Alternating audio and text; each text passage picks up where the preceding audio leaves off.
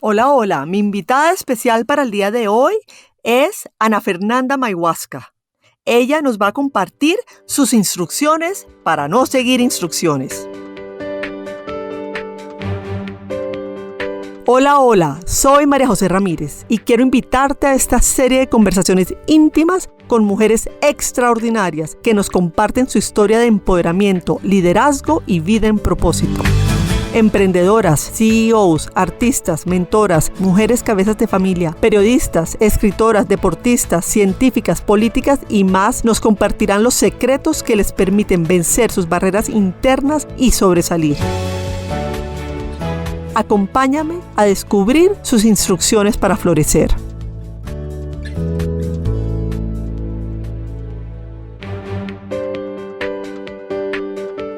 Ana Fernanda es una mujer caleña, economista que ha ejercido muchos cargos, tanto en el mundo privado como en el público, de muchísima responsabilidad, pero que, y como ella misma lo dice, desde hace 14 años, sobre todas ellas, es mamá de Elisa.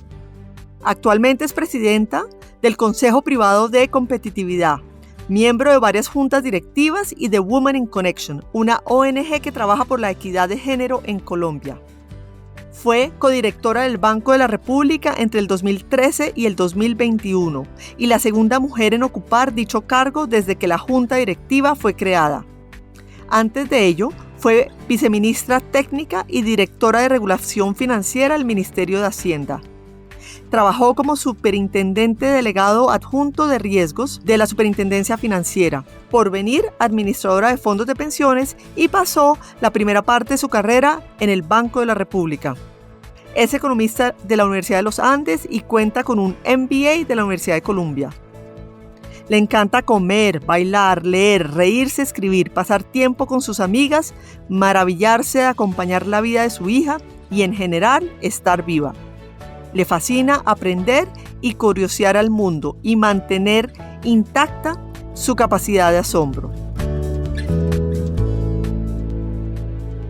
Hola Ana Fernanda, bienvenida a Instrucciones para Florecer. Hola Majo, ¿cómo estás? Qué felicidad de estar aquí contigo teniendo esta conversación. Pues yo estoy feliz para contarle a los oyentes que Ana Fernanda y yo nos conocimos ahorita estábamos haciendo memoria, hace 20 años. Yo estaba en la Superintendencia de Valores y Ana Fernanda en el Banco de la República y coincidimos en un comité que se llamaba el Comité de Valoración.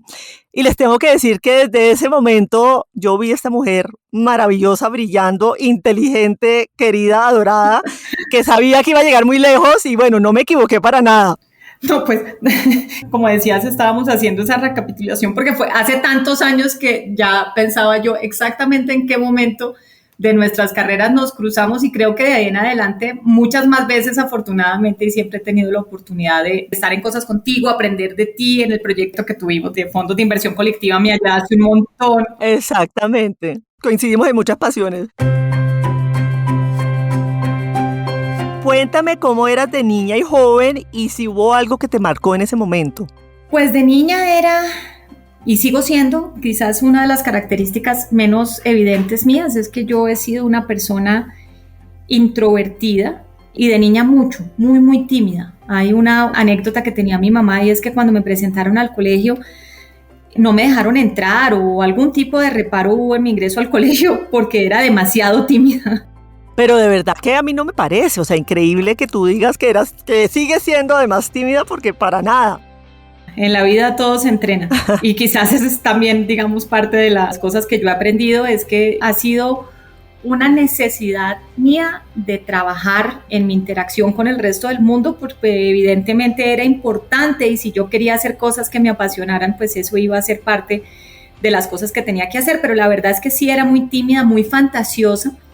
Yo crecí en una casa suburbana y era una casa muy mágica, tenía dos acequias, tenía dos ríos, digamos, uno caía en una cascada, lo que nosotros en Cali llamamos una chorrera, con un jardín gigantesco, con una casa llena de perros y animales y árboles, entonces... ¡Qué delicia! Mi interacción humana era más vale restringida y yo me la pasaba en mis propias fantasías. Creo que cuando llegué al colegio tener que interactuar con todo ese montón de niñitos me pareció rarísimo. Tuve algunas cosas además que fueron difíciles, tuve un evento de abuso sexual cuando era muy chiquita, tenía unos 7, 8 años, y creo que eso también hizo que yo pasara mucho tiempo al interior de mis propios pensamientos, etcétera, y ha sido también una base muy importante de mi vida, porque creo que los procesos en los que yo misma voy haciendo análisis sobre las cosas que me pasan y cómo aprender de ellas, pues ha sido una parte sustancial de mi proceso de aprendizaje. Pues muchas gracias, Ana Fernanda, por compartir algo tan personal. ¿Tú cómo dirías que hiciste para salir adelante y sanar algo tan difícil como un abuso? Pues creo que con el tiempo, aprendiendo de nuevo a este proceso de reflexionar sobre cómo me hizo sentir, por qué empecé a sentirme responsable, culpable, cómo lo procesé, mirar hacia atrás y de alguna manera yo misma verme y tenerme algo de empatía con mi mismo proceso y aprender de eso. La autorreflexión diría yo que ha sido un elemento, como te decía más temprano, muy importante de mi vida. Y un poco la idea de que cada cual tiene que seguir su propio camino. Entonces, desde muy temprano tuve que enfrentar la idea de que yo tenía que seguir un camino que era muy mío, porque tenía una carga que yo tenía que procesar, que el resto de la gente, o por lo menos eso pensaba yo, más joven, no tenían que procesarla. Entonces, eso ya me puso a mí en una senda en la que para mí era muy claro que lo que valía para mí, quizás para ponerlo en esas palabras, no necesariamente tenía que ser lo que valía para otros, que yo tenía que construir mi propio camino. Pero increíble que tan de joven tuvieras esa claridad, porque muchas personas se quedan en la victimización, en la culpabilización, pero tomar en ese momento la decisión, no, yo tengo que forjar mi propio camino, salir adelante, y esto no es una carga de los otros, sino que es algo que yo tengo que resolver. De todas formas, tiene mucho valor. Ni tan maduro ni tan inteligente en esa época, ¿no? Creo que fue más un tema de, al principio, sentir mucha culpa y en esa medida asumir unas responsabilidades que no debía haber asumido. Eso, pues, no. Esa no debió ser la forma en la que yo lo procesara, pero como así fue, creo que me enseñó a hacerme cargo de mí misma desde muy temprano, porque no lo compartí con nadie, la verdad, no lo compartí ni siquiera con mi madre. Y en esa medida, eso hizo también que con el tiempo me fuera dando cuenta que había muchas responsabilidades que, a pesar de que eran dolorosas, yo estaba en capacidad de asumir. Pero la verdad es que por mucho tiempo sí hubo mucha victimización y mucho dolor y mucha sensación de desprotección, si se quiere. Y creería yo que fue solamente hasta el nacimiento de mi hija, momento en el cual me doy cuenta que yo soy íntegramente capaz de proteger a otra persona y que además era como si me saliera por los poros, es decir, no fue un proceso muy consciente, fue sencillamente la sensación que tuve en el momento en que me entregaron a ese bultico, que finalmente me desprendí de ese dolor y de esa carencia de protección, porque de alguna forma dije, ahora esta responsabilidad es mía y no hay nada que quiera más que cuidar y acompañar el crecimiento de esta muchachita. Pues muy bonito ese proceso que nos compartes. Muchas gracias, Ana Fernanda.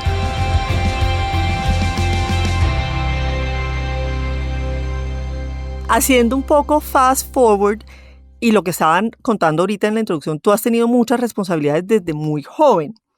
¿Alguna vez dudaste de ti misma? ¿Y cuáles dirías que fueron tus herramientas para enfrentarte a todos esos retos que empezaste a asumir desde tan joven? ¿Alguna vez dudaste de mí? Solo despierta. Todas dudamos de cada una. No, es decir, la duda es mi compañera fiel. Claro que dudé de mí misma 1.000.000 de veces y me ha suscitado, por ejemplo, muchas reacciones o más vale reflexiones, y en efecto creo que sigo sintiendo, y cuando miro a estas nuevas generaciones sigo sintiendo que hay algo en el género que cambia. Yo no soy una mujer ni insegura, yo soy una persona de un carácter, diría yo, fuerte, creo que así me veo cuando me proyecto en público, y sin embargo esas inseguridades y ese síndrome del impostor siempre me acompañó en muchos debates por lo siguiente, y es porque yo siempre sentía que de alguna manera yo estaba saliéndome del molde. Entonces, pues como te imaginarás, eso hace que la inseguridad se multiplique por más veces.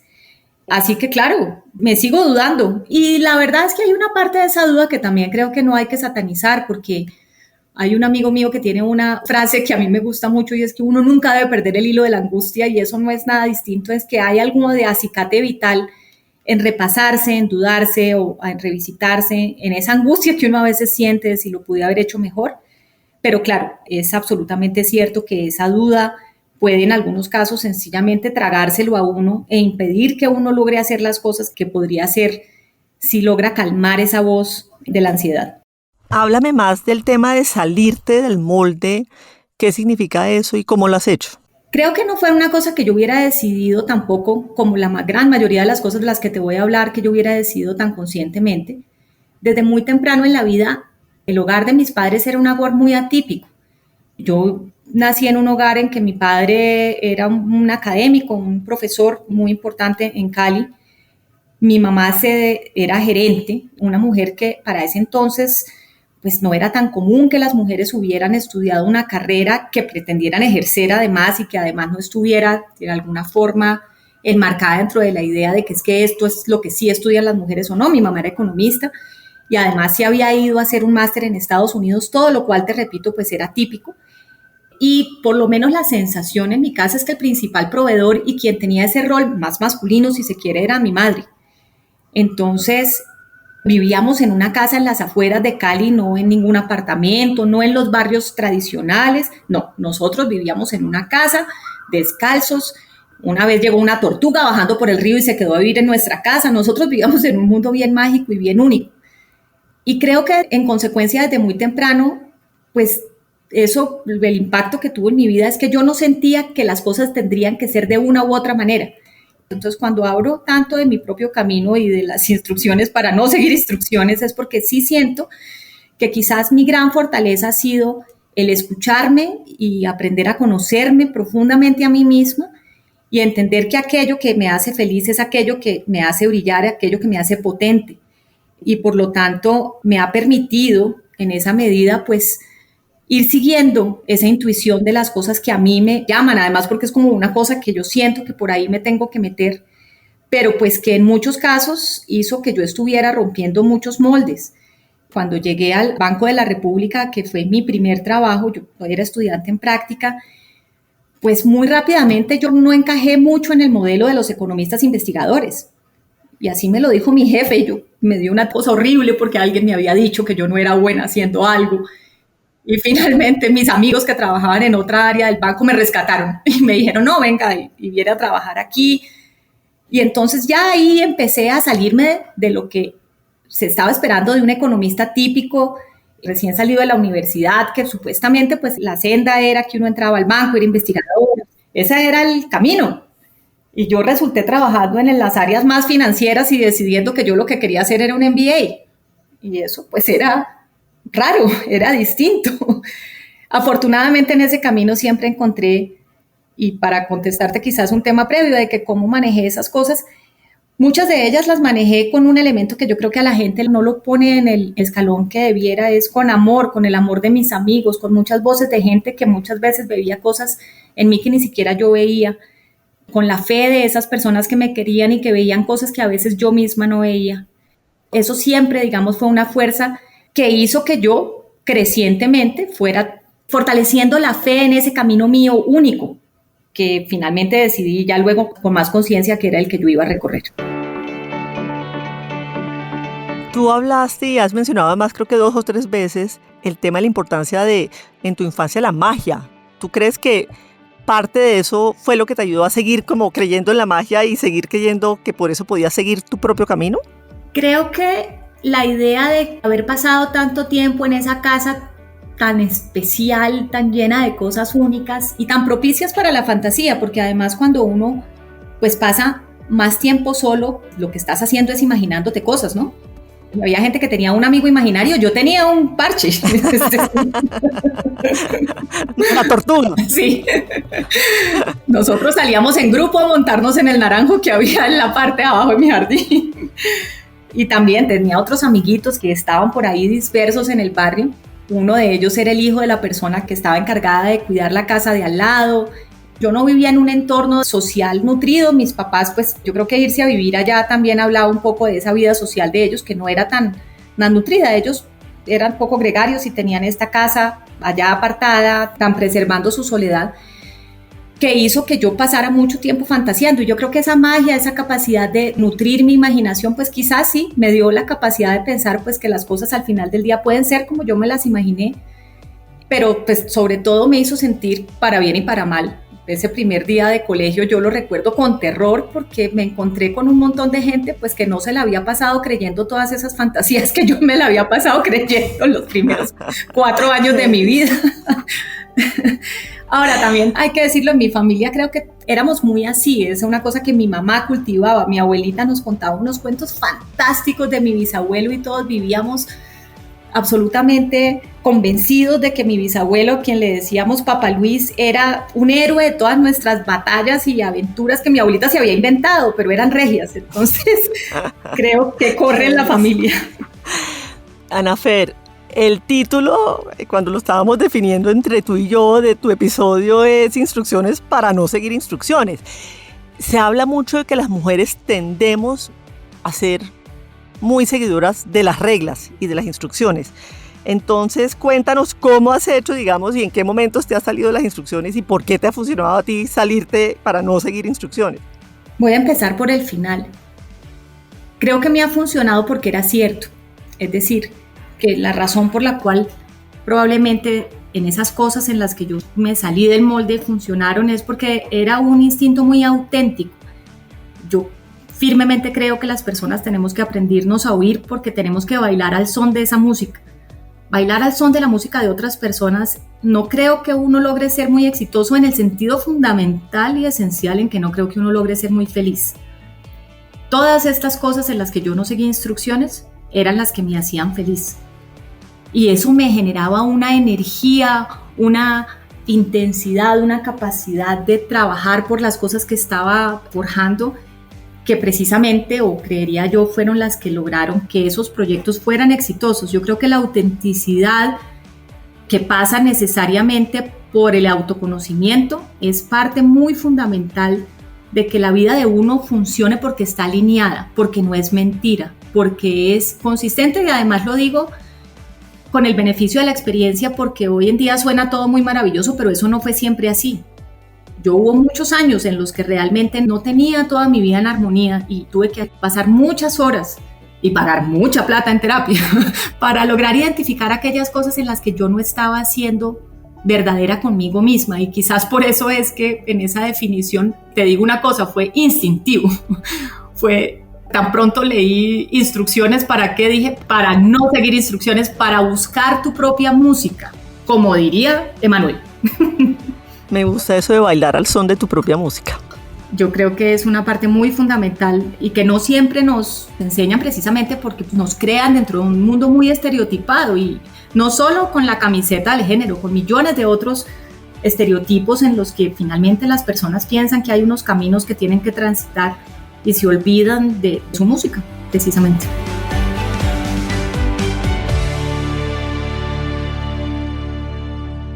Vamos a otra faceta de tu vida, Ana Fernanda. Tú eres mamá de Lisa y al mismo tiempo, pues otra vez has tenido que manejar muchas responsabilidades. ¿Cómo ha sido ese proceso de balancear tu vida, de ser mamá, ser ejecutiva? Pues yo creo que al rompe lo primero que pienso ha sido un ejercicio de balance en el sentido de reconocer que ambas cosas me hacen inmensamente feliz. Ahora, nada en el mundo me hace más feliz que ser mamá de mi hija. Es decir, no estamos hablando de la misma naturaleza de felicidad, pero sí de darme la libertad de pensar que mi trabajo y los proyectos que emprendí laboralmente me hacían feliz, me apasionaban, me generaban un enorme compromiso. Un amigo mío dice que yo estaba engalletada desde que era estudiante en práctica. Esa sensación de que yo estoy transformando el mundo, así fuera estudiante en práctica y me tocara sacar las fotocopias. Eso es muy yo. Entonces, creo que tener esa sinceridad conmigo mismo de que realmente yo era una apasionada de mi trabajo también es fundamental. Segundo lugar, el apoyo de una enorme cantidad de gente, muchas de esas personas mujeres.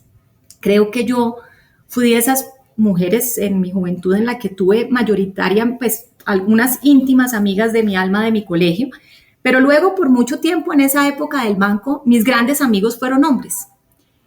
Pero cuando nace mi hija, empiezo a sentir que se da un tejido casi que mágico, para volver a tu punto, pero no se me ocurre mejor palabra, de un montón de mujeres que aparecen a ser parte central de mi vida y de los apoyos con los que yo voy a ser capaz hoy de haber tenido un proceso realmente muy feliz, de combinar una experiencia de maternidad maravillosa con una historia laboral que para mí siempre ha sido realmente fantástica y plena y feliz, repito. Entonces, María en particular, que trabaja en mi casa, la abuelita de mi hija, la madre de mi ex esposo, su tía, en fin, mis amigas. No sé muy bien cómo es que todo esto funcionaría sin ellas, no creo que hubiera funcionado. Mi hermano, es decir, esta historia no se cuece sola.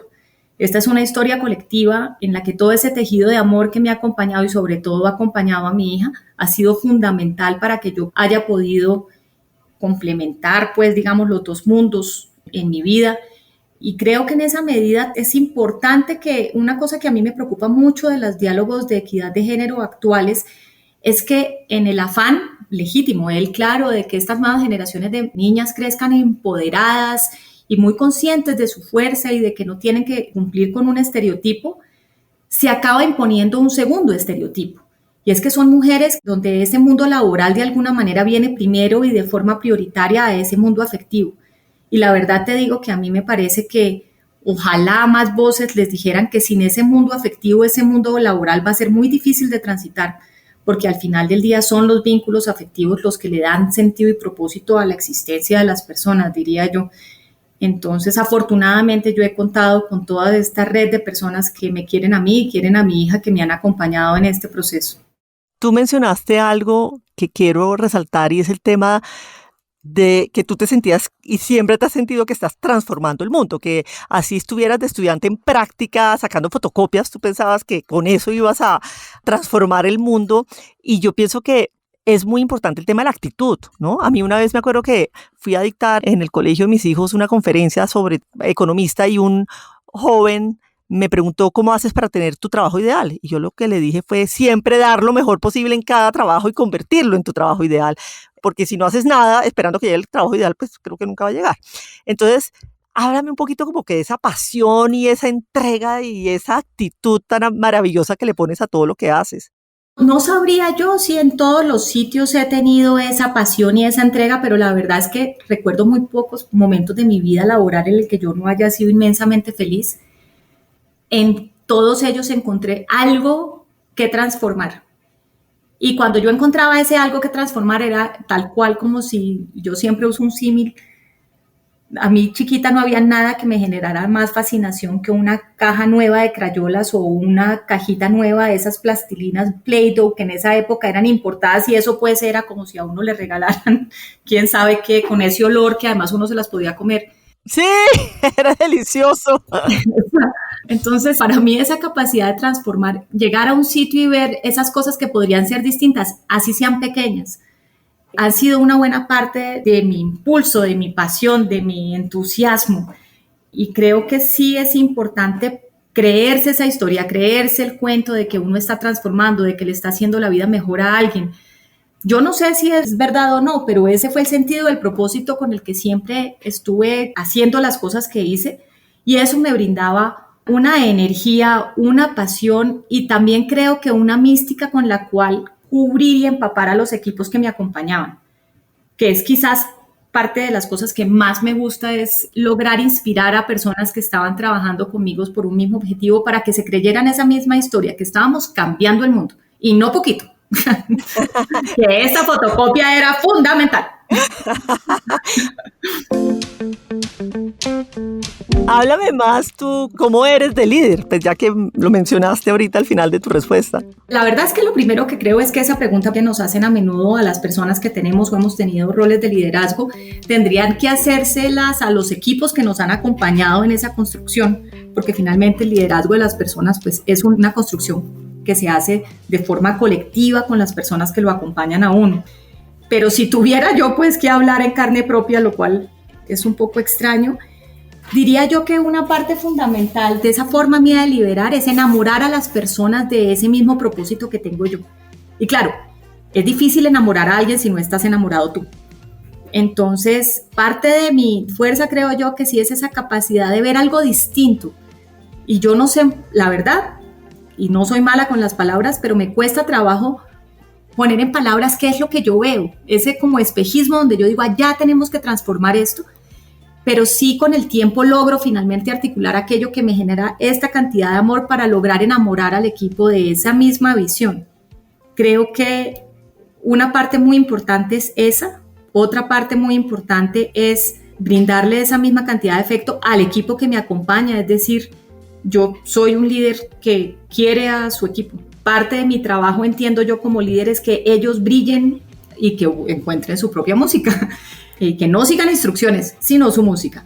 Entonces, como eso es así, creo que soy un líder muy involucrado con esas personas que trabajan conmigo. Quiero acompañarlas y que saquen más cosas de ellas mismas, incluido el momento en el que digo, esta persona no está vibrando en este equipo por muchas razones y este no es el sitio para ella o él. Y finalmente, diría yo que la otra cosa que soy es muy involucrada. Es decir, a mí me gusta remangarme y participar con los equipos en las cosas, además porque me encanta aprender de cosas que no sé y meterme en los detalles, nada más que microgerenciar es como arremangarme y acompañar el equipo en ese proceso, y yo creo que ese compromiso hace que los equipos también sientan la necesidad o la inspiración quizás de comprometerse con esa misma intensidad, y eso hace que al final pues los resultados sean, yo creo que muy gratificantes para todos.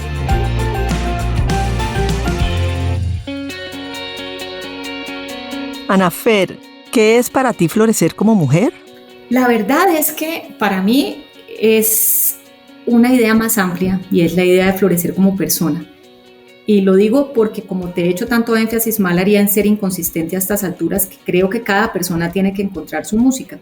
Y su música tiene un elemento de su género, presumo, pero son tantas las idiosincrasias del ser humano que van tanto más allá de eso.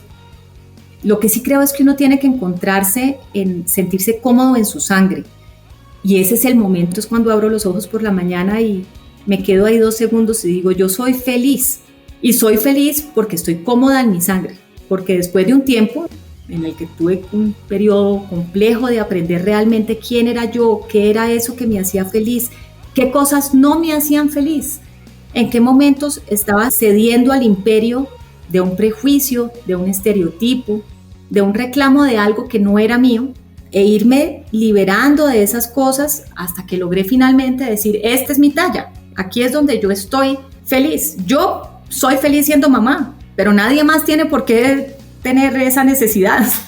Yo soy feliz liderando, pero nadie más tiene por qué tener esa necesidad. Para mí es absolutamente de la esencia de mi felicidad estar con un equipo y pensar y ayudarlos a crear cosas nuevas, en fin, pero eso no tiene por qué ser necesariamente el camino de otras personas. Para mí es fundamental, diría yo, en esa historia de florecimiento, reconocer las particularidades de cada uno de nosotros y aceptarnos como somos. Es el peor juez propio que tenemos somos nosotros mismos, es decir, cuando decimos que uno está respondiendo a las demandas de una sociedad, a uno a lo que está respondiendo es a la voz crítica propia respecto de lo que uno cree que son las demandas de la sociedad. Con alguna probabilidad uno a la sociedad le importa un carajo, pero uno tiende a pensar que hay una exigencia con la que uno no está cumpliendo, y por lo tanto para mí ese proceso de florecimiento está principalmente determinado con la capacidad de conocerse uno mismo y dejarse ser. Y en ese momento uno siente una potencia, una fuerza que yo difícilmente podría decir que hubiese sentido antes. Tú hablas de algo que es muy importante y es de esa voz crítica, esos tengo que, debo, que uno mismo se autoimpone y que hacen que uno termine haciendo unas cosas y no viviendo una vida feliz. De acuerdo. Aquí creo que todos sin excepción, es decir, te contaba yo que yo realmente nací en un hogar donde no había muchos ni estereotipos ni prejuicios, había una enorme libertad para pensar y para hacer, y de hecho con otras consecuencias, pero a nosotros nuestros padres nos dieron muchas responsabilidades y libertades cuando éramos chiquitos, a mi hermano y a mí. Sin embargo, y a pesar de eso, pues fíjate, llegaron momentos posteriores de mi vida donde yo tenía una película de las cosas con las que yo tenía que cumplir. Y esa película está grabada en una parte muy, ¿sí sabes? Como cuando uno le rasca la espalda y no le llega la mano. Bueno, pues allá está grabado eso. Eso está en una parte del cerebro donde uno no llega ni con esas manitos chinas. Más atrás. Entonces, el trabajo para darse cuenta que este pedacito al que yo estaba tan aferrada no me hace feliz. Eso no me hace feliz a mí. Eso era una idea con la que yo tenía que cumplir. Y tener el valor de decepcionarme, que realmente creo que es lo que acaba ocurriendo. El punto es que pensamos que vamos a decepcionar a otros, pero en realidad lo que pasa es que nos estamos decepcionando a nosotros mismos porque pensábamos que nuestro valor se centraba en ese valor esperado, ¿sí sabes? Aunque yo sé que el episodio son instrucciones para no seguir instrucciones, ¿cuál dirías tú que son tus instrucciones para florecer? Que no seguir las que les voy a dar. Me parece muy bien. Ignórenme. Hay una película que, por cierto, no he logrado volver a encontrar en ninguna plataforma que se llama The Commitments. En The Commitments es un grupo de música, de soul, si no recuerdo mal, pero la vi hace 1000 años. Y está el manager. Y el manager, cuando se baña, se mete en la tina con su gorro de baño, juega a que lo están entrevistando y él está contando su momento de gloria, ¿no? Y así nos conocimos y así los llevé a la fama, etc. Cuando yo estoy tratando de mentorear, perdón el verbo inventado, a personas más jóvenes, les digo, por favor, piensen en su momento de la tina. Aquella cosa que los ilusiona, que los hace vibrar, esa cosa que se imaginaban chiquitos, pararse a recoger el Oscar, yo qué sé. Estar dando un discurso en público, ser el famoso, el inventor destacado, no lo sé. Pero es muy importante que uno haga ese ejercicio con todo en su vida, es decir, su momento de latina, con muchas cosas. Sus 5 minutos de fama. Sí, pero en todo, sí sabes, no solamente en lo que quieres hacer como laboralmente, sino también, esta es la relación que yo quiero, esto es lo que yo me sueño, esto es lo que realmente, o yo estoy aquí porque de alguna manera fui siguiendo los pasos de las instrucciones. Entonces, las instrucciones que no quiero que sigan es la de repito, esa forma mía de ponerlo en esa escena de esa película que me gusta tanto. No es nada distinto a, escúchense, sin juicios. Es importante que ese momento en el que uno se audita, en el que uno repasa sus sentimientos, sea un momento en el que uno se tiene una profunda paciencia y empatía, para poder entender que eso que estás haciendo quizás no te hace feliz, pero que de pronto, en este momento, es la única alternativa razonable. Eso también pasa, por ejemplo, y por eso el énfasis en instrucciones para no seguir mis instrucciones, porque mientras que ha habido momentos en los que digo, uno tiene esas ideas que muchos decimos, es que tienes que buscar aquello que te apasiona, pero no dejes que nunca te pare ningún obstáculo y de repente llega, tengo una idea, un hombre del cual te enamoraste profundamente. Por Dios, para de verdad y revisa. Uno puede cambiar de idea y elegir de nuevo y cambiar la decisión sobre lo que más lo apasiona. Y como yo ya estoy grande, entonces lo puedo decir, uno puede cambiar de CD. Sí. Estos niños cambiarán de playlist. De hecho, yo cambiaba de cassette, ¿no? Las dos cambiamos de cassette. para que no se llamen a engaño. Entonces, uno cambia de cassette a lo largo de la vida y aquello que yo quería hacer cuando tenía 30 años no es lo que quise hacer a los 40 y no tengo ni idea qué sea lo que yo quiero hacer a los 50. Entonces, en esa medida creo que uno tiene que dejarse siempre ese aspecto de libertad y por eso me parece que todas las otras cosas, las formulaicas, pues las formulaicas te quitan precisamente esa pieza fundamental de tu responsabilidad única de escucharte, de darte permiso de cambiar de dirección, de valorar cosas distintas en distintos momentos del tiempo, para que en realidad logres el éxito profundo que implica ser feliz. Y que creo que si de alguna cosa estamos atrapados nosotros socialmente, esas son las ideas estereotipadas del éxito. ¿Cuáles son tus hábitos que más crees que impactan positivamente, digamos, en tu desempeño como ser humano? A mí me gusta pensar, me entretiene pensar. Cuando leo, estoy pensando. Me encantan las cosas que leo y me hacen pensar. O ver una película, y hoy en día, pues imagínate, oír un podcast, ver un TED Talk, tantos choques exógenos que hoy en día te pellizcan el cerebro para pensar ideas nuevas. Creo que ese hábito de pensar, ese profundo apego a analizar cosas, a decir, ¿y esto qué implica? ¿Y cómo podría ser? Y eso es una característica muy mía. Soy lo que los gringos llamarían un overanalyzer. Las personas que sobreanalizamos las cosas, pues podemos correr el riesgo primero de quedarnos paralizadas. No creo que sea mi caso, pero sí disfruto mucho de darle vueltas a las cosas, ¿sí sabes? Y creo que eso me ayuda mucho porque me permite ganar perspectiva, limpiar mucho los problemas. Yo veo que la gran cantidad de problemas que en la humanidad se resuelven mal porque ese no era el problema. Un hábito constante de personas que sacan unas soluciones creativísimas, sin embargo, para el problema que no teníamos. Entonces, ese hábito de pensar yo creo que para mí ha sido muy valioso. Y el otro hábito, que yo no sé si es un hábito o es un regalo quizás de mi metabolismo, es esa forma mía, no sé de dónde viene, pero de siempre ver cómo esta es una historia positiva. Se murió mi nana, a mí me regalaron la oportunidad de cuidarla antes de morirse. Se murió mi mamá, a mí me regalaron la oportunidad de estar con ella en el momento en que murió. Entender eso para mí ha sido una transformación fundamental, que creo que pues es parte un poco de todo ese aprendizaje que tú a través de experiencias muchísimo más dolorosas pudiste tener también. La posibilidad de siempre elegir en dónde ponemos el foco. De acuerdo. En toda historia hay una forma en la que esta es una buena historia.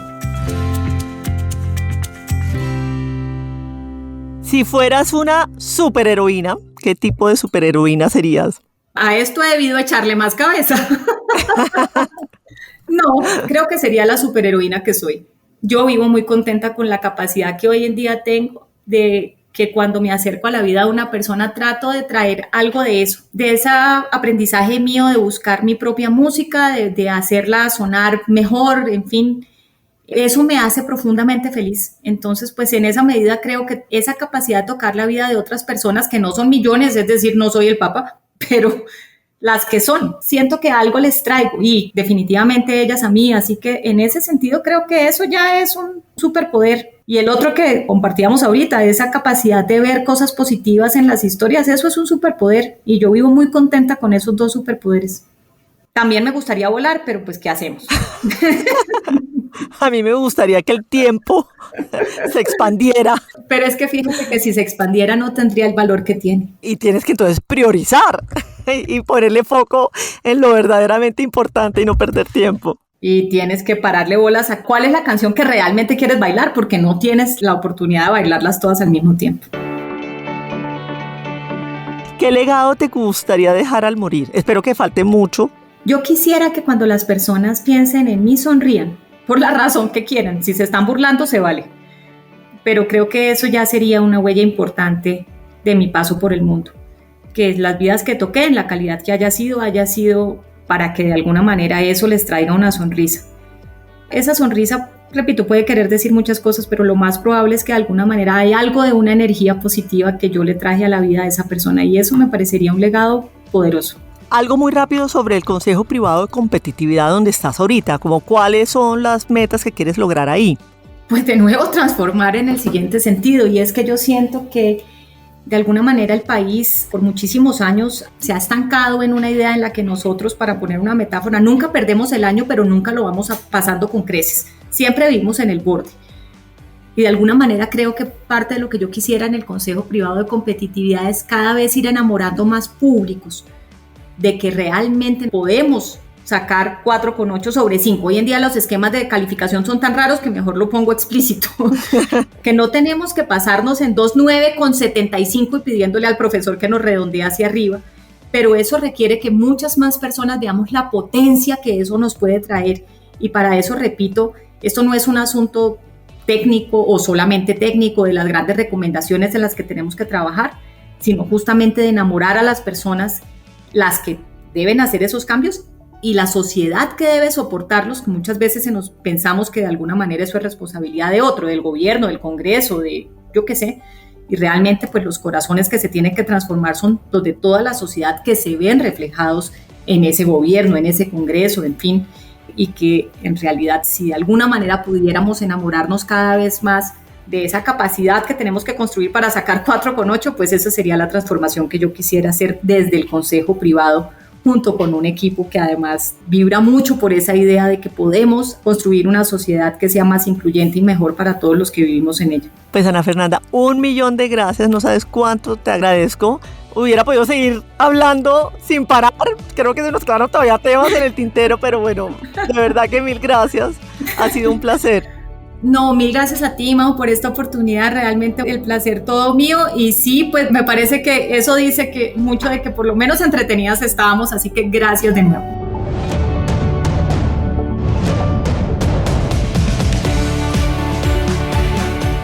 Ana Fernanda nos compartió muchísima información muy valiosa que ella aplica en su día a día, pero lo que me gustaría que se quedaran con es su recomendación de aprender a bailar al son de su propia música y no seguir los ritmos de otras personas. Hasta la próxima vez.